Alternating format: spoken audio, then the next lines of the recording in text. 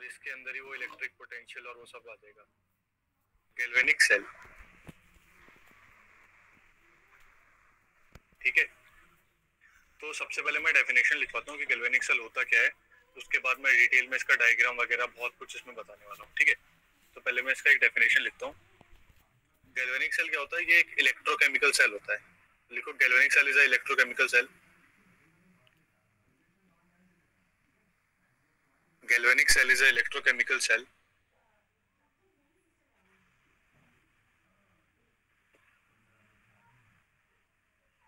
that converts the chemical energy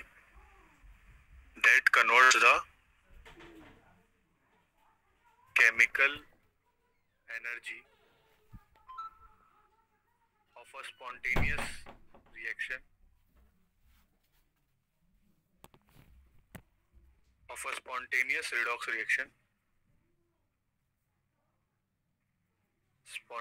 redox reaction into electrical energy.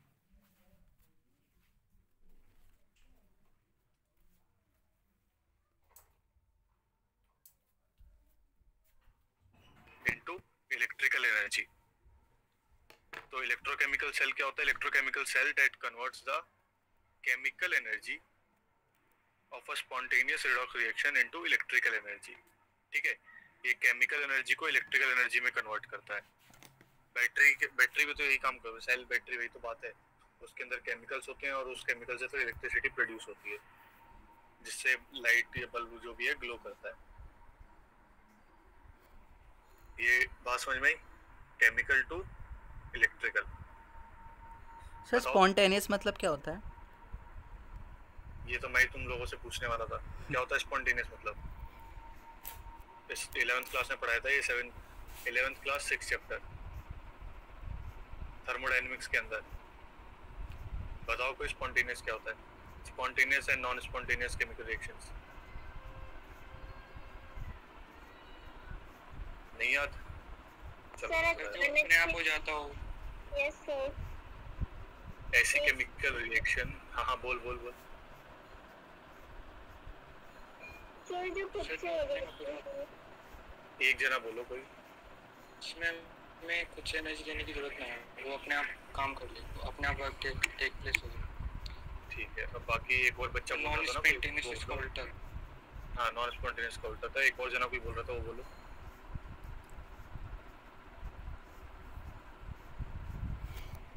देखो, spontaneous का मतलब ये होता है कि ऐसी केमिकल रिएक्शन, केमिस्ट्री के अंदर बता रहा हूँ मैं, ऐसी केमिकल रिएक्शन, क्योंकि स्पॉन्टेनियस का इंग्लिश मतलब भी होता है कुछ, वो थोड़ा अलग है इससे। स्पॉन्टेनियस का मतलब केमिस्ट्री में ये होता है ऐसी केमिकल रिएक्शन जो अपने आप हो जाए, या तो उसको इनिशिएट करना पड़े बस एक बार, या वो अपने आप ही हो जाएगी। या chemical reaction which take place by itself, या तो ये अपने आप हो जाए, और बाय इनिशिएशन। इसका एग्जांपल क्या था? Lightning of candle.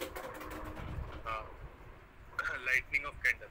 हम जो कैंडल होती है, कैंडल को हम एक बार water down the hill, flow of water down the hill, एक मैं ऐड कर दूं बच्चों को।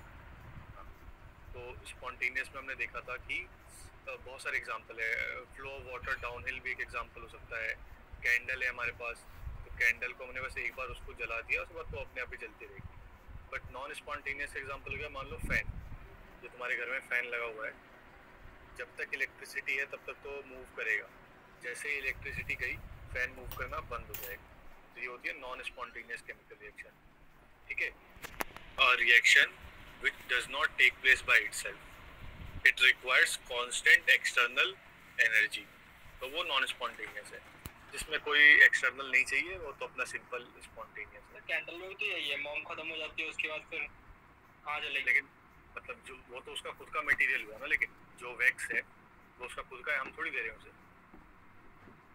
ऐसे तो कह सकते कि वाटर फ्लो कर रहा है, तो वाटर ऊपर से खत्म हो गया तो वो भी नहीं होगा, तो वो उसका खुद का है ना। वो पानी तो उसकी इंट्रिंसिक प्रॉपर्टी हो गई, वैक्स भी उसकी इंट्रिंसिक प्रॉपर्टी हो गई कैंडल की, इसीलिए। तो अभी मैंने ये बताया तुम्हें गैल्वेनिक सेल के बारे में, ये इलेक्ट्रोकेमिकल सेल होता है जो कि केमिकल एनर्जी को, chemical energy of a spontaneous redox reaction, मैं ऐड कर दूं फिर कोई आया है। रिडॉक्स रिएक्शन क्या होता है?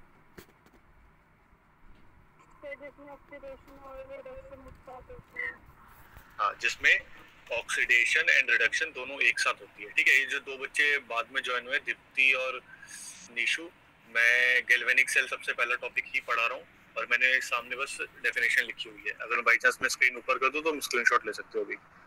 तो ध्यान रखना बस, रिडॉक्स रिएक्शन ऐसी रिएक्शन होती है जहाँ पे ऑक्सीडेशन एंड रिडक्शन दोनों होता है। ठीक है, अब जरा गैल्वेनिक सेल को मैं बनाता हूँ, कैसे दिखते हैं और वो क्या होता है, ये ध्यान से देखना तुम्हें। ठीक है, हम ले लेते हैं दो बीकर ले लेते हैं दो। एक ये रहा मेरे पास बीकर और एक ये रहा बीकर। ठीक है, ये मेरे पास दो बीकर है और इन दोनों बीकर के अंदर हम कुछ इलेक्ट्रोलाइट डालेंगे। हमने इसमें कोई इलेक्ट्रोलाइट डाला। ठीक है, इसमें अलग इलेक्ट्रोलाइट डाला और इस वाले बीकर में अलग इलेक्ट्रोलाइट डाला। तो यहाँ पे अलग इलेक्ट्रोलाइट डाल देते हैं। तो ये भी ग्रीन ही हो गया, अलग शो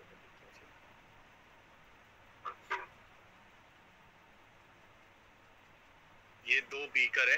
बीकर का मतलब वो ऐसे केमिस्ट्री में वो बर्तन होते हैं, तुम लैब वगैरह भी गए नहीं हो ज़्यादा तो तुमने उतना देखा नहीं हुआ, बीकर टेस्ट ट्यूब वगैरह।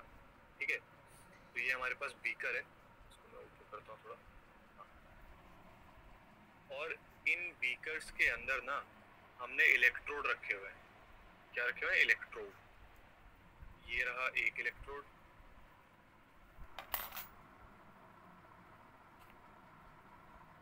ठीक है, और यहाँ पर भी हमने एक इलेक्ट्रोड डाला हुआ है इसमें। फिर मैं बताऊंगा कि कौन सा इलेक्ट्रोलाइट किस में डाला है और क्या क्या चीज़ है। ये दो हमारे पास इलेक्ट्रोड है। ऐसा नहीं है कि एक इलेक्ट्रोड ये थिन होगा और एक थिक होगा, दोनों सेम होंगे। वो मैंने वो ऐसे ड्राइंग बनाई है तो थोड़ा ऊपर नीचे 19-20 हो गया है, उसकी टेंशन मत लेना। ठीक है, तो हमारे पास जो ये लेफ्ट साइड में बीकर है, चलो इसकी बात करते हैं। तो ये जो लेफ्ट साइड में बीकर है ना, तो इसमें जो हमने इलेक्ट्रोड यूज़ किया है वो जिंक का इलेक्ट्रोड यूज़ किया है हमने। गैल्वेनिक सेल पढ़ा रहा हूँ क्योंकि मैं, और स्पेसिफिकली गैल्वेनिक सेल की अगर हम बात करें तो यहाँ पे हम जिंक का इलेक्ट्रोड यूज़ करते हैं। ठीक है, साथ ही साथ हम यहाँ पर जो इलेक्ट्रोलाइट यूज़ करेंगे वो जिंक सल्फेट यूज़ करेंगे। ठीक है, हम यहाँ पे जो इलेक्ट्रोलाइट यूज़ कर रहे हैं वो जिंक सल्फेट यूज़ कर रहे हैं। ये बात समझ में आ रही है? हमने एक और ये समझाने के लिए बोल दिया कि हमने 1 मोलर सॉल्यूशन लिया हुआ है। ठीक है, बट इतना ध्यान रखोगे तो फिर कंफ्यूजन क्रिएट हो जाएगी। बट सिंपल में ऐसा बता दिया कि ये 1 मोलर है। इरेजर कहाँ गई? एक मिनट, ठीक है, तुम ये 1 मोलर ना भी याद रखो तो चलेगा। पहले इतना समझ में आया तुम्हें? ठीक है, अब आते हैं इस वाले इलेक्ट्रोड पे और इस वाले इलेक्ट्रोलाइट पे। तो यहाँ पे हमने रखा हुआ है जो इलेक्ट्रोड वो है कॉपर, और जो यहाँ इलेक्ट्रोलाइट रखा हुआ है वो है कॉपर सल्फेट। ठीक है, और साथ ही साथ हमने क्या किया हुआ है, अब साथ ही साथ हमने यहाँ पे इनको जोड़ा हुआ है वायर के थ्रू। ये इलेक्ट्रोड ऐसे लगा दिया हमने यहाँ पे मेजर करने के लिए कितना पोटेंशियल डिफरेंस क्रिएट हुआ। तो हमने यहाँ पे वोल्ट मीटर भी लगा दिया है, ऐसे ऐड कर दिया हमने इनको। ठीक है, वोल्ट मीटर को यहाँ पे लगा दिया है हमने। और एक और क्या क्या चीज़ें होती हैं सेल और बैटरी के अंदर, तुमने अगर पहले पढ़ा हो कभी तो। यहाँ पे एक चीज़ बना रहा हूँ मैं, बताना कि क्या बना रहा हूँ मैं। ये जो पिंक वाला मैं ज्वाइन कर रहा हूँ, क्या है ये, कोई बताएगा? इसे कुछ कहते थे, ब्रिज टाइप का कुछ कहते थे इसे, सॉल्ट ब्रिज कहते हैं इसको। ठीक है, ये जो बनाया मैंने पिंक वाला सॉल्ट ब्रिज। एक मिनट, फिर कोई आया है, जरा उसको ऐड करें और फिर हम आगे बढ़ते हैं। एक मिनट,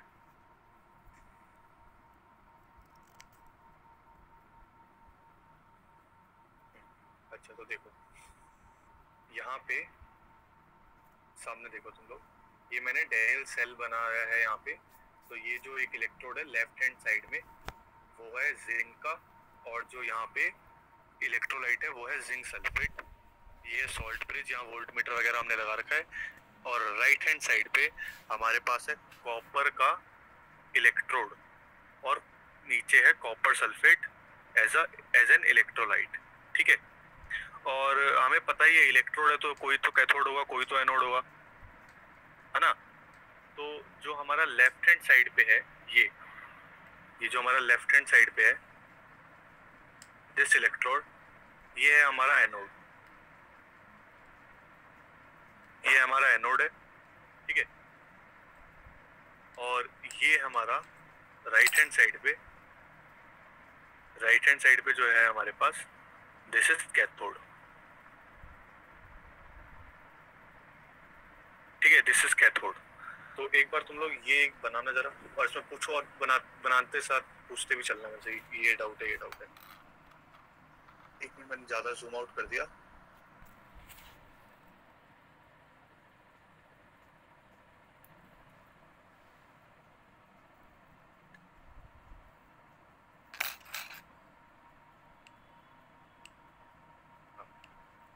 ये बना लो एक बार और पूछो कि क्या क्या है और सॉल्ट ब्रिज का क्या काम है। ठीक है, और कोई डाउट?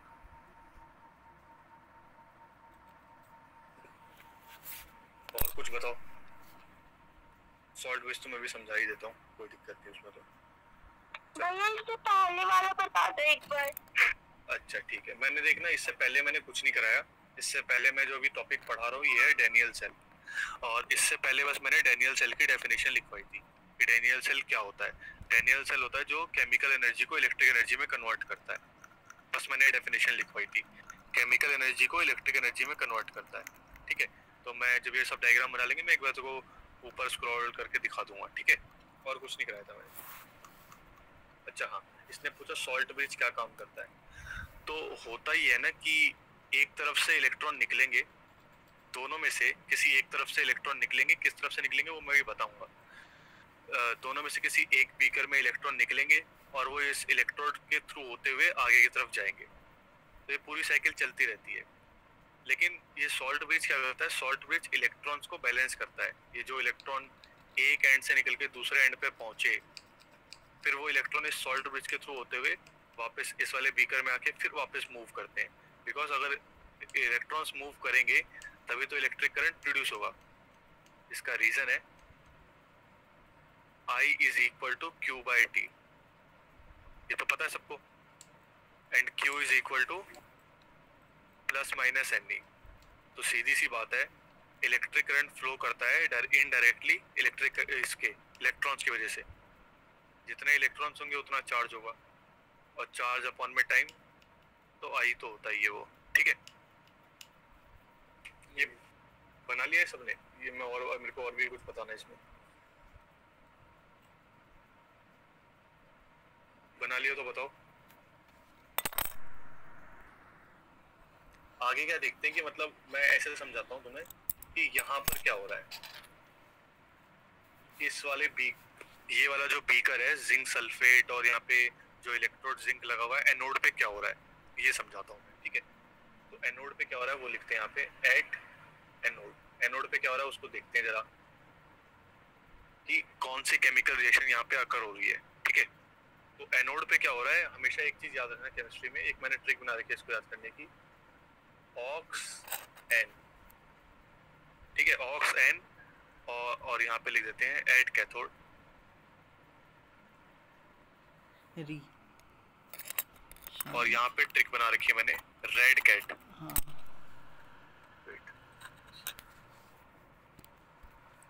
यहाँ पे ट्रिक है रेड कैट। अब कैसे याद करना है और ये क्या ट्रिक है, वो ये ट्रिक है कि हमें कंफ्यूजन हो जाती है कभी कभी कि एनोड पे ऑक्सीडेशन होगा या एनोड पे रिडक्शन होगा। तो ऑक्स एन याद करने का तरीका क्या हो गया, ऑक्सीडेशन कहाँ पर होगा, एनोड पे। रेड कैट का मतलब क्या हो गया, रिडक्शन कहाँ पे होगा, कैथोड पे। तो ऐसे याद करने का तरीका है। तो जो हमारे पास ये जिंक वाला इलेक्ट्रोड था और जिंक वाला इलेक्ट्रोलाइट था वो एनोड वाला पार्ट था। तो एनोड पे क्या हुआ, एनोड के ऊपर हमारे पास है जिंक, ठीक है। और ये जो जिंक है हमारे पास, अब जो जिंक का इलेक्ट्रोड है ये ऑक्सीडाइज होगा। ऑक्सीडेशन का मतलब क्या है यहाँ पे, कि इसका ऑक्सीडेशन स्टेट इंक्रीज हो जाएगा, 0 से +2 हो गया और यहाँ पे 2 इलेक्ट्रॉन आ गए। ये बात सबको समझ में आई कि मैंने क्या किया? यहाँ पे जिंक में से 2 इलेक्ट्रॉन यहाँ निकल जाएंगे, यहाँ पे ऑक्सीडेशन हो गया, ठीक है, यहाँ ऑक्सीडेशन हो गया, ठीक है। अब क्या होगा, ये जो 2 इलेक्ट्रॉन है, अब ये 2 इलेक्ट्रॉन, अब जो इसके अंदर जिंक सल्फेट के अंदर जो ये 2 इलेक्ट्रॉन है, अब ये 2 इलेक्ट्रॉन मूव करेंगे यहाँ से, अब ये 2 इलेक्ट्रॉन ऐसे मूव करेंगे, इलेक्ट्रोड से होते हुए ऐसे मूव करेंगे, और जब इलेक्ट्रॉन मूव करेंगे, ठीक है, तो इलेक्ट्रिक करंट इसके ऑपोजिट डायरेक्शन में प्रोड्यूस हो जाएगा। तो यहाँ से ऐसे इलेक्ट्रॉन मूव करेंगे और फिर इस सॉल्यूशन में चले जाएंगे कॉपर सल्फेट वाले में, और फिर अगेन यहाँ से इलेक्ट्रॉन निकलेंगे और सॉल्ट ब्रिज से होते हुए वापस यहाँ आ जाएंगे। तो पूरी साइकिल चलती रहेगी, ठीक है।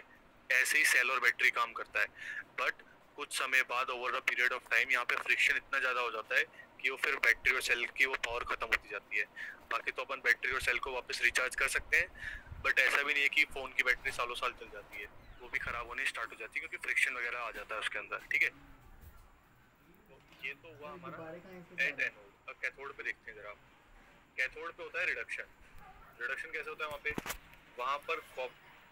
पे कॉपर है, तो वहाँ पे जो कॉपर है यहाँ रिडक्शन होगा, और ये जो 2 इलेक्ट्रॉन आए ये दोनों मिलते हैं और यहाँ पे ये एक्वस लिख देता हूँ, ये बन जाता है, ठीक है। यहाँ पे हुआ रिडक्शन, बट सवाल ये उठता है कि ये कॉपर Cu2 पॉजिटिव कब बन गया? ये जिंक से जिंक 2 पॉजिटिव तो बन गया था, अभी देखा हमने यहाँ पे, लेकिन ये Cu लिखना चाहिए था ना, लेकिन Cu2 पॉजिटिव क्यों लिखा यहाँ पे? ये इसलिए लिखा मैंने, ध्यान से देखना मेरी बात। यहाँ पे है ये कॉपर सल्फेट, ये कॉपर सल्फेट टूटता है Cu2 positive plus SO4 negative में। इलेक्ट्रोलाइट का यही तो काम होता है, टूटना, ठीक है। यहाँ पर भी जिंक सल्फेट टूटता है, तो यहाँ पे ये जो कॉपर 2 पॉजिटिव लिखा है वो ये वाला है, ठीक है। तो यहाँ पे क्या हुआ, यहाँ पर अगर हम आए तो यहाँ पे नेगेटिव बनने लग जाता है और यहाँ पे पॉजिटिव बनने लग जाता है। तो केमिस्ट्री में ये एनोड जो है हमारा ये नेगेटिव है और कैथोड जो है वो पॉजिटिव है। तो ये लिख लो एट एनोड और एट कैथोड, ये लिख लो और सवाल भी पूछते चलो साथ में।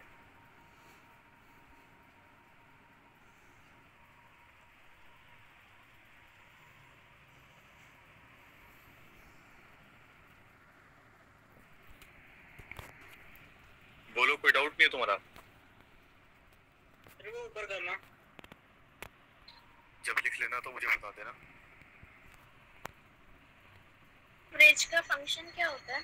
सॉल्ट ब्रिज का फंक्शन ये है, देख, एक तरफ से इलेक्ट्रॉन निकले, जैसे मैंने भी समझाया ना, एनोड में से 2 इलेक्ट्रॉन निकल रहे हैं, ठीक है। अब ये 2 इलेक्ट्रॉन निकल के यहाँ पे पहुँच गए कैथोड वाली साइड में, ठीक है। तो एक वक्त तो ऐसा आएगा ना कि एनोड में जितने भी जिंक है उसके सारे इलेक्ट्रॉन मूव कर जाएंगे कैथोड में, तो यहाँ पर अब कुछ इलेक्ट्रॉन ही नहीं बचेगा एनोड वाली साइड में, तो इलेक्ट्रॉन की मूवमेंट नहीं होगी। जब इलेक्ट्रॉन की मूवमेंट नहीं होगी तो बैटरी तो बंद हो जाएगी फिर। तो इसीलिए सॉल्ट ब्रिज हम लगाते हैं। सॉल्ट ब्रिज क्या करता है, यहाँ से जो इलेक्ट्रॉन निकल रहे हैं और कैथोड पे पहुंच गए, तो जो इलेक्ट्रॉन्स, जिन इलेक्ट्रॉन्स को कैथोड की जरूरत नहीं है, वो इलेक्ट्रॉन वापस, ऐसे मैं डायग्राम दिखाता हूँ, वो इलेक्ट्रॉन वापस सॉल्ट ब्रिज के थ्रू होते हुए एनोड में आ जाते हैं, ठीक है, और फिर वापस साइकिल मूव करती है। ये होता है सॉल्ट ब्रिज का काम। इसमें कोई रेजिस्टर नहीं होता? रेजिस्टेंस होता है, वो over the period of time, तभी तो बैटरी और सेल खराब हो जाती हैं। रेजिस्टेंस तो दुनिया में हर एक चीज में होता है, तो यहाँ पर भी होता ही है।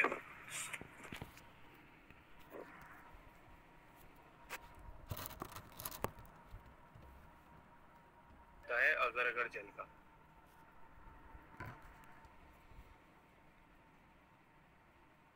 जो बच्चे बायो में डीएनए वगैरह पढ़ते हैं उसमें उन्होंने सुना होगा कभी ना कभी, ये अमलगम होता है, अगर अगर जेल से मिलकर बनता है, ठीक है। क्या होता है सर ये? अगर अगर जेल ये एक मटेरियल है, अगर अगर बताइए, उससे हम बनाते हैं इसको, ठीक है। अच्छा अब देखो ध्यान से, यहाँ पे अब टॉपिक, इसी के अंदर कुछ टॉपिक बताता हूँ मैं। अच्छा इसके अंदर अगर हम ध्यान से देखें तो जरा मैं सेल की रिएक्शन लिखता हूँ। ये हमारी एक डेनियल सेल है, अब जरा इसकी रिएक्शन लिखता हूँ। तो सेल रिएक्शन।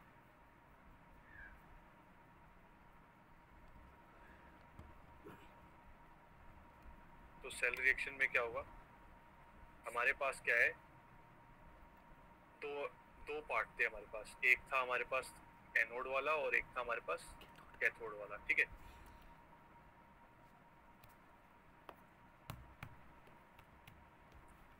तो सेल रिएक्शन लिखते हैं और वह सिंपल मैथ्स है, सिंपल मैथ्स जो तुमने पहले भी देखा हुआ है। जिंक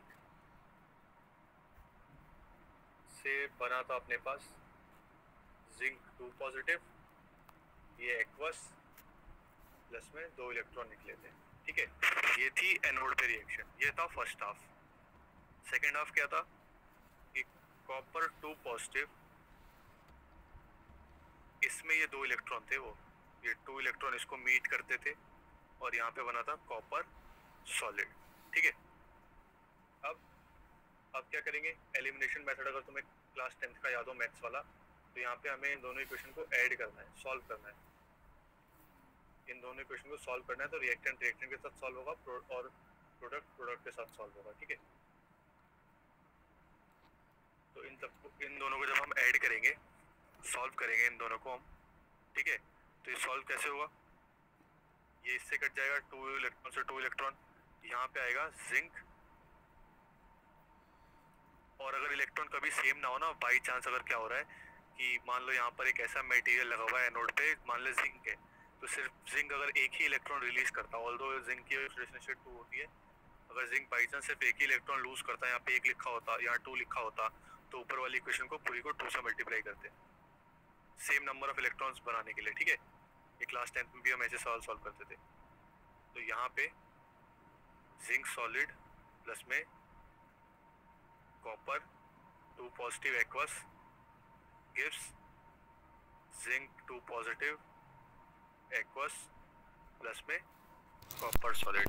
ये होगी सेल रिएक्शन, सेल की रिएक्शन। और जो तुम्हें पता है प्योर सॉलिड और प्योर लिक्विड को तो कंसीडर ही नहीं करते हम, तो इसको तो उतना ये तो कंसीडर भी नहीं होगा, ये दोनों कंसीडर भी नहीं होंगे, zinc solid and copper solid, ठीक है।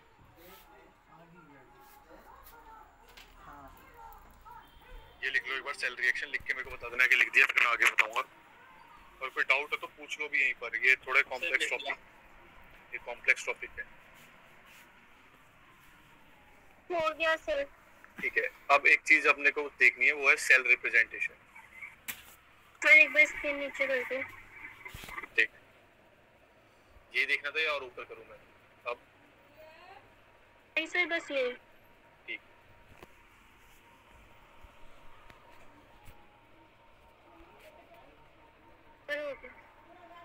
ठीक है, सबने लिख लिया।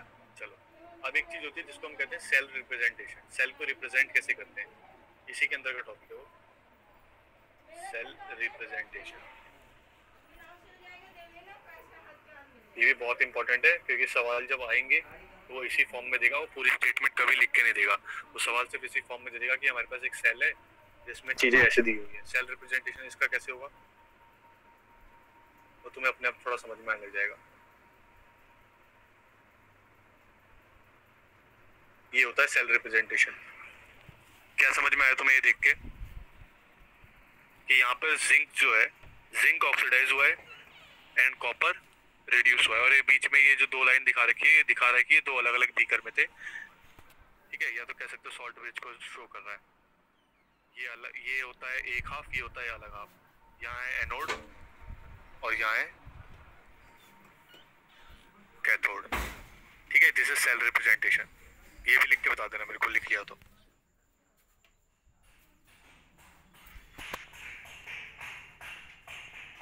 लिख लिया सर। हो गया सर। ठीक है, ठीक है सर एक बार जूम आउट कर देना।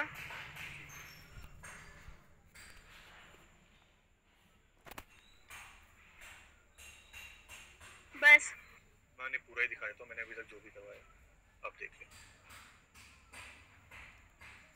ऊपर ये गैल्वेनिक सेल की डेफिनेशन लिखी थी हमने, उसके बाद स्पॉन्टेनियस क्या होता है ये देखा था, फिर तो डैनियल सेल ही पढ़ रहे हैं हम जब। सॉरी, डैनियल सेल की बोला मैंने 2-3 बार, डैनियल सेल बोल दिया ना।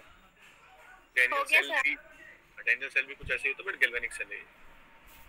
हाँ ठीक है, आगे बढ़ते हैं। आप देखो तो लास्ट क्लास में मैंने जब तुम्हें इतना सब कुछ कहानी सुनाई थी वो फिजिक्स वाली, तो वहाँ पे मैं बात कर रहा था पोटेंशियल की, इलेक्ट्रोड पोटेंशियल क्या होता है और ये क्या होता है वो क्या होता है ना। तो उसी की बात करते हैं। एक मिनट में इसको ठीक करूँ, स्क्रॉल।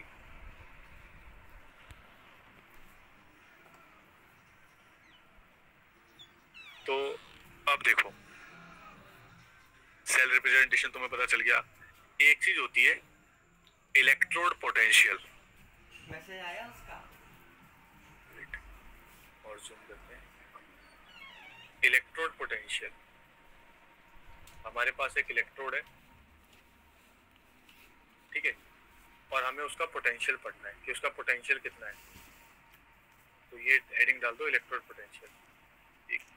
ठीक, तो अच्छे से लिखूं उसको मैं।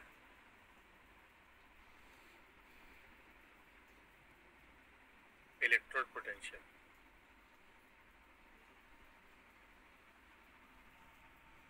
क्या मतलब, ऐसे कुछ गैस करो क्या होता होगा electrode potential.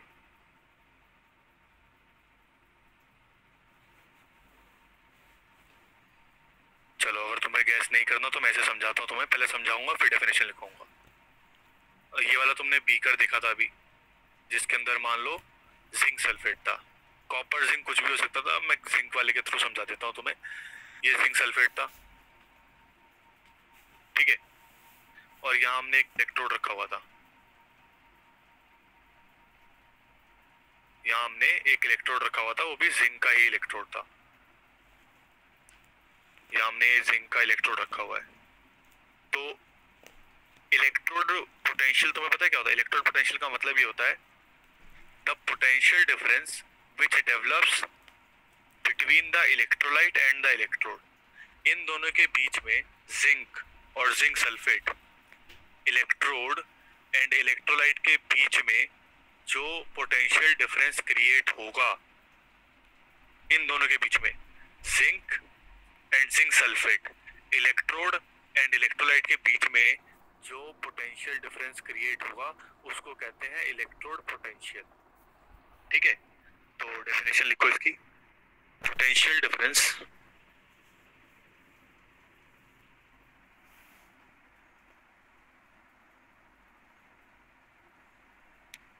develops, potential difference develops between the electrode, potential difference develops between the electrode and the electrolyte,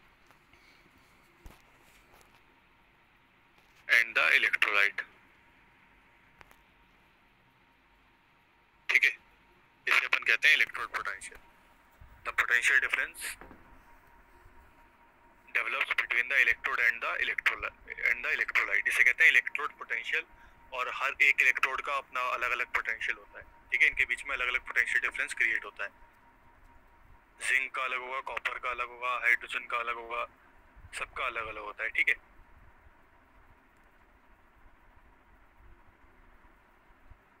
लिख लेना तो बता देना मुझे, फिर मैं आगे करूंगा। इसका ही इलेक्ट्रोड पोटेंशियल का ही एक थोड़ा हायर लेवल है, उसे कहते हैं स्टैंडर्ड इलेक्ट्रोड पोटेंशियल। सेम है, कुछ भी अलग नहीं है।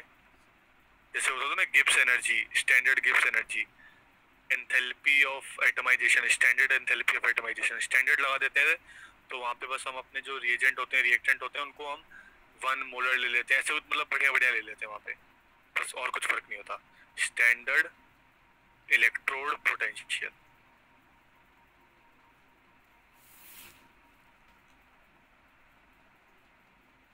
तो स्टैंडर्ड इलेक्ट्रोड पोटेंशियल क्या होता है, मैं लिख देता हूँ डेफिनेशन, तुम उतार लेना।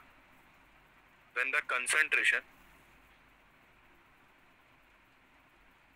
concentration of all the species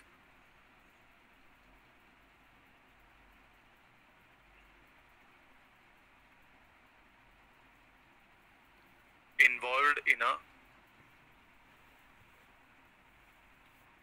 half cell is unity,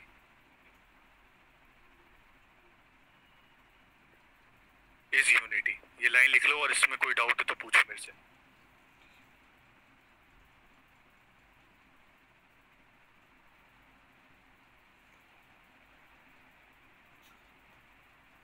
half cell का मतलब क्या हुआ? आधी पावर जो देता है। नहीं, यहाँ पे सर एक टर्मिनल की बात। एक ही टर्मिनल प्रेजेंट होंगे, या तो एनोड या तो कैथोड। हाँ, अगर हम सिर्फ एक बीकर को देखें या एक हाफ को देखें, सिर्फ एनोड को देखें या कैथोड को देखें, अगर एनोड को देख रहे हैं तो वो हाफ सेल, तो वो है हाफ सेल। ठीक है, तो ये लाइन में कोई डाउट है तुमको? When the concentration of all the species involved in a half cell is unity. मैंने बोला ना, इस डेफिनेशन को अच्छा बनाने के लिए चीज़ों को यूनिटी में ले लेते हैं, एक मोलर ले लेंगे या कुछ ऐसा करके ले लेंगे वो। ठीक है, अब जो सबसे इम्पोर्टेंट टॉपिक है वो है सेल पोटेंशियल। सर यहाँ पे स्पीशीज क्या है? स्पीशी का मतलब है reactants, zinc sulphate and zinc. वो अच्छा लैंग्वेज बनाने के लिए ना इन्होंने स्पीशी लिख दी, रिएक्टेंट है बस ये। ठीक है, अब है सेल का पोटेंशियल क्या होता है।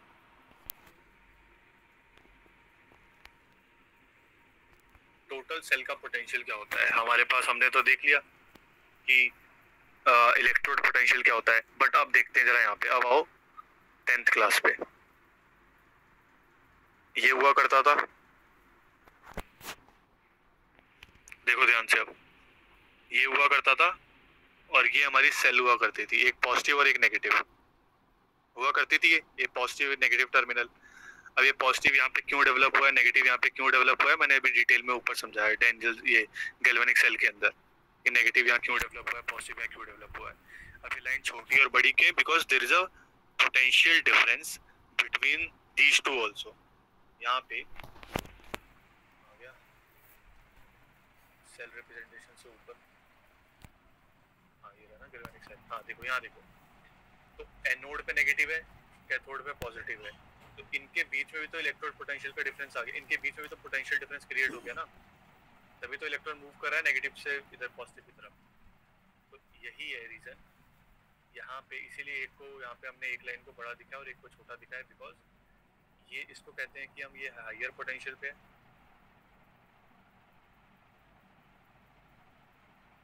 और ये जो है ये लोअर पोटेंशियल पे है, और इन दोनों के बीच का जो पोटेंशियल डिफरेंस होगा उसको कहेंगे सेल पोटेंशियल। ठीक है, तो लिखो द पोटेंशियल डिफरेंस बिटवीन, मैं भी लिख देता हूँ,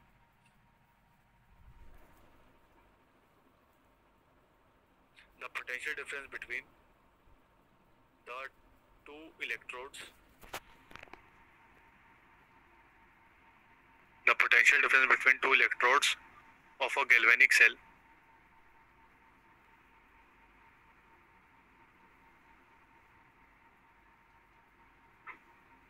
is called cell potential, is called cell potential। Cell का पोटेंशियल जिसको अपन शो करते हैं ऐसे ई से और नॉट लगा दे तो सिंपल ई का मतलब है सेल पोटेंशियल, और इसके ऊपर ऐसे नॉट लगा दे तो ये हो जाएगा स्टैंडर्ड सेल पोटेंशियल।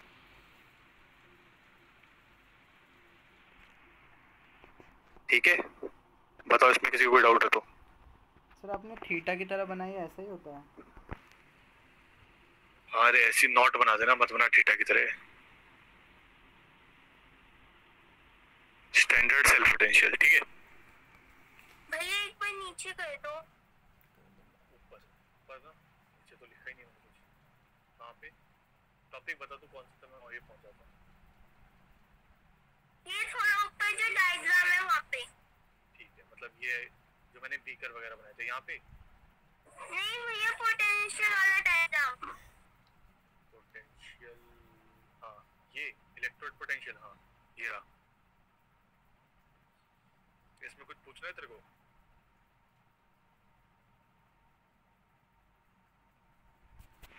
ये हो गया। ठीक है, अच्छा अब देखो ये जो हमने सेल पोटेंशियल देखा ना, बहुत इंपॉर्टेंट चीज है सेल पोटेंशियल।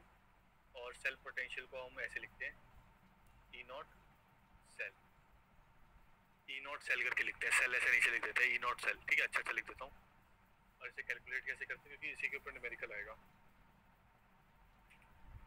हमारे, हम ऐसे लिखते हैं और यहाँ सेल, और ई नॉट सेल को कैलकुलेट किया जाता है E naught cathode minus E naught anode. ये ध्यान रखना, ई नॉट कैथोड का मतलब क्या है कि electrode potential of the cathode, जिसकी कुछ वैल्यू लिखी दी होगी हमें वो, ठीक है। अगर मैं और अच्छे से इसको लिखूं और डिटेल में लिखूं इसको, तो कुछ ऐसे होता है। कैथोड पे क्या था, कैथोड पे कॉपर और रिड्यूस हो रहा था, और ये माइनस ई नॉट एनोड पे क्या हो रहा है, जिंक ऑक्सीडाइज हो रहा है। तो अगर तुमने बाई चांस कभी टेबल देखी होगी, वो एक टेबल दे रखी होती है बहुत बड़ी, 11th क्लास 12th क्लास में तो है, अगर जिनके पास एनसीईआरटी है तो इस चैप्टर के अंदर एक टेबल दी हुई है पोटेंशियल टेबल, तो उसके अंदर सबकी वैल्यूज लिखी हुई है, ठीक है। वो तो मैं करवाऊंगा उस पर न्यूमेरिकल नेक्स्ट क्लास में, बट अभी फिलहाल के लिए तुम ये लिख लो, और इसमें पूछो कोई डाउट है तो। भैया सेल पोटेंशियल से कर दो। सेल पोटेंशियल से क्या मतलब, समझा दूं? स्क्रीन वैसे कर दो। अच्छा तुम्हें लिखना था सेल पोटेंशियल, देख यस सर। लिखना था तो मैं और जूम आउट कर देता हूं, अब लिख लो। अगर नहीं दिख रहा होगा जैसे इसमें आपने ई से सेल पोटेंशियल को डिनोट करा है, तो ई नॉट सेल क्या हो गया? देख, ई से मैंने सेल पोटेंशियल को डिनोट किया है, और ई नॉट से मैंने स्टैंडर्ड सेल पोटेंशियल को डिनोट किया है।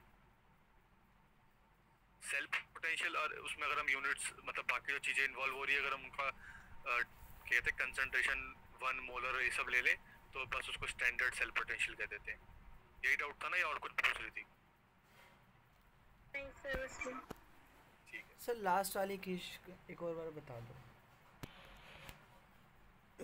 लास्ट वाली इक्वेशन में यहाँ पे मैंने ई नॉट कैथोड लिखा है, तो कैथोड पे क्या हो रहा था बस मैंने वही लिखा है, कॉपर रिड्यूस हो रहा था, और एनोड पे जिंक ऑक्सीडाइज हो रहा था, तो मैंने वो लिख दिया यहाँ पे। Okay sir.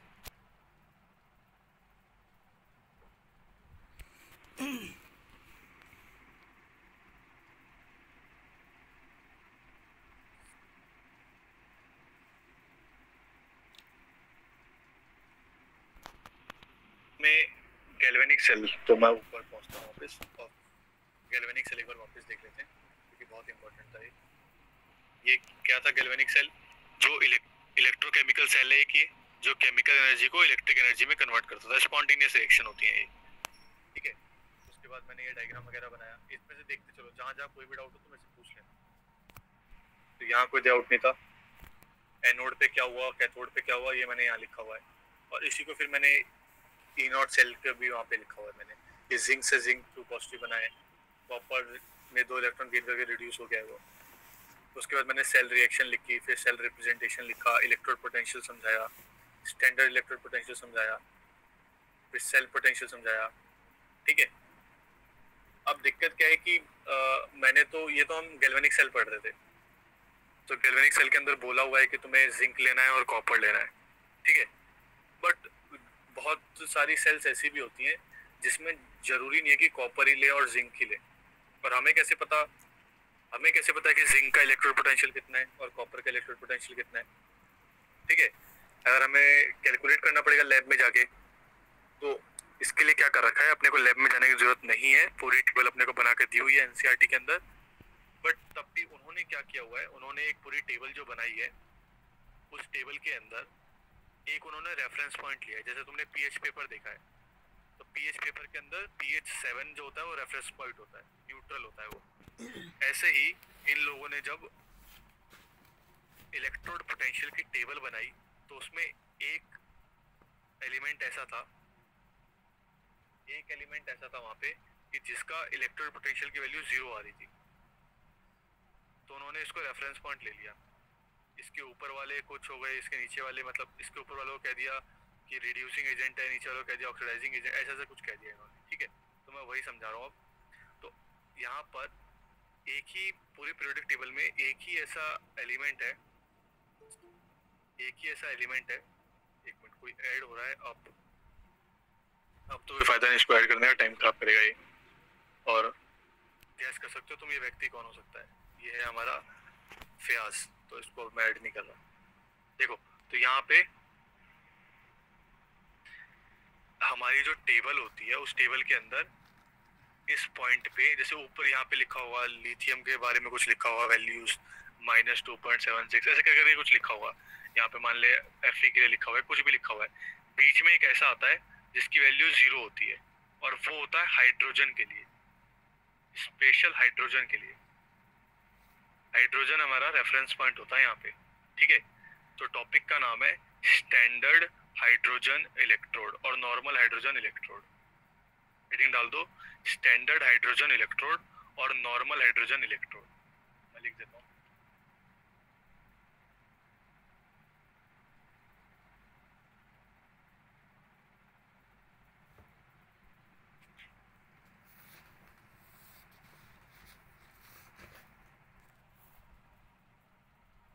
जबरदस्ती हमें हाइड्रोजन को पढ़ाया जा रहा है बिकॉज हाइड्रोजन रेफरेंस पॉइंट है, ठीक है। वैसे होने को तो बहुत सारे इलेक्ट्रोड होते हैं, कॉपर, जिंक, इनका अलग से तो नहीं पढ़ा हमने। हाइड्रोजन का अलग से क्यों पढ़ रहा है? क्योंकि ये रेफरेंस पॉइंट है, ठीक है। ये 0 है तो इसके ऊपर और इसके नीचे चीजें अलग अलग होती हैं, तो इसलिए अपने को ये पढ़ना है, ठीक है। तो होता क्या है कि यहाँ पे जो स्टैंडर्ड हाइड्रोजन इलेक्ट्रोड है या नॉर्मल हाइड्रोजन इलेक्ट्रोड है, उसमें क्या होता है कि हमारे पास एक बीकर होता है। मैं पूरा समझाता हूँ डिटेल में, जैसे मैंने डैनियल गैल्वेनिक सेल समझाया। तो हमारे पास एक बीकर है, थोड़ा इसको ढंग से बनाना पड़ेगा, तो यहाँ से बनाते हैं। हमारे पास एक बीकर होता है, बीकर के अंदर हमारे पास एक इलेक्ट्रोलाइट है। क्या इलेक्ट्रो है वो सब मैं धीरे धीरे भी बता दूंगा। यहाँ पे एक इलेक्ट्रोलाइट है और साथ ही साथ हमारे पास यहाँ पर एक ना ग्लास की ट्यूब होती है अंदर। ये ग्लास की ट्यूब है, मैं सब लिख दूंगा, चलो यहाँ लिख देता हूँ। ये ग्लास की ट्यूब है और इस ग्लास की ट्यूब के ऊपर, इस ग्लास की ट्यूब के ऊपर प्लेटिनम की एक फॉइल लगा रखी होती है। वाइट में जो मैंने बनाया वो ग्लास की ट्यूब है, अब मैं जो बना रहा हूँ दिस इज प्लेटिनम फॉइल,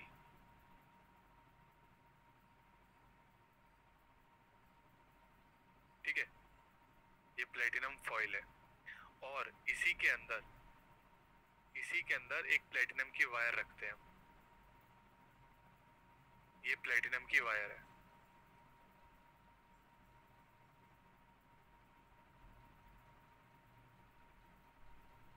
ठीक है। ये प्लेटिनम की वायर है, तो एक बार ये लिख लो। और यहाँ पे जो इलेक्ट्रोलाइट है उसके बारे में बता देता हूँ। यहाँ पे जो इलेक्ट्रोलाइट है वो है HCl, तो यहाँ से H पॉजिटिव और Cl नेगेटिव अलग अलग होंगे। तो ये एक बार बना लो, फिर मैं इसको समझाता हूँ।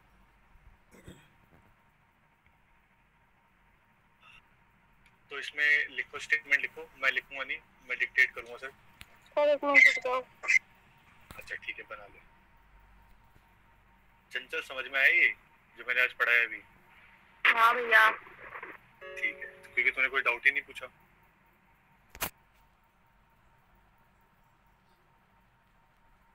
लिखवाऊं मैं आगे?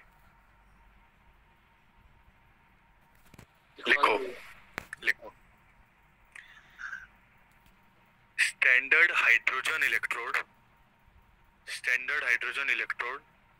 Consist of a platinum wire. मैं लिखता भी चलता हूँ, बाई चांस किसी का मिस हो जाए तो। Standard hydrogen electrode consist of a platinum wire sealed into a glass tube. sealed into a glass tube carrying a platinum foil. तो जो जो सामने दिख रहा है बस मैंने वही लिखा है यहाँ पे अभी, carrying a platinum foil.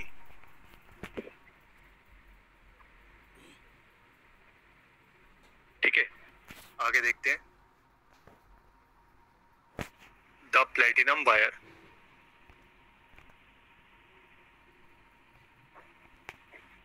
slash electrode, क्योंकि यही इलेक्ट्रोड की तरह काम करेगा wire. Platinum wire slash electrode is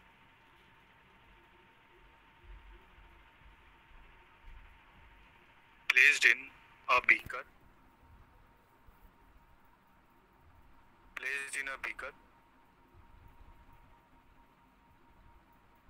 containing H positive ions. मैंने तो HCl लिखवाया था, तो H पॉजिटिव आयन कहाँ से आ गए? उसी से आ गए. HCl तो टूटेगा तो H पॉजिटिव बनेगा यहाँ पे.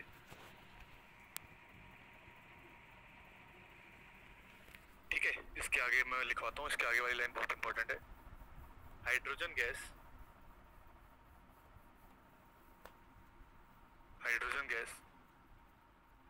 at 1 atm at 1 atmospheric pressure at 1 atm is continuously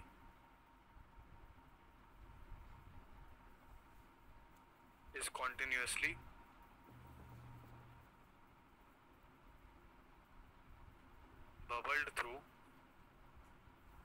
the solution.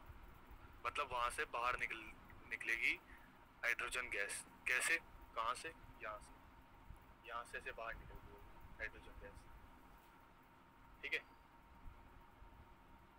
ये लिख लो एक बार, फिर मेरे को बताना. सर लिख लिया. डन. ठीक है, तो यहाँ पर जो हाइड्रोजन है ना, हाइड्रोजन का जब हम ई नॉट क्या होता है इसमें, H पॉजिटिव से H बनता है, क्योंकि यहाँ पे H पॉजिटिव था वो रिड्यूस होकर H बन जाता है. सॉरी, H पॉजिटिव से हाइड्रोजन गैस बाहर निकल रही है. तो ये एक बार डायग्राम दिखाना. डायग्राम ये ले, diagram here is the diagram for you. ठीक है, देख, तो यहाँ पर हमारे पास है ई नॉट. अगर हमें हाइड्रोजन का ई नॉट लिखना है तो H पॉजिटिव था, और H पॉजिटिव से क्या बाहर निकला? Hydrogen gas. और जो हम इसका ई नॉट कैलकुलेट करते हैं वो आता है 0.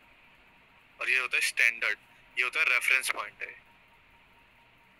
This is the reference point for other electrodes.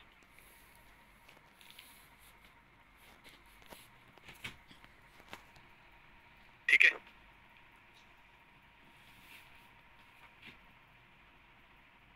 यहां तक लिख लिया.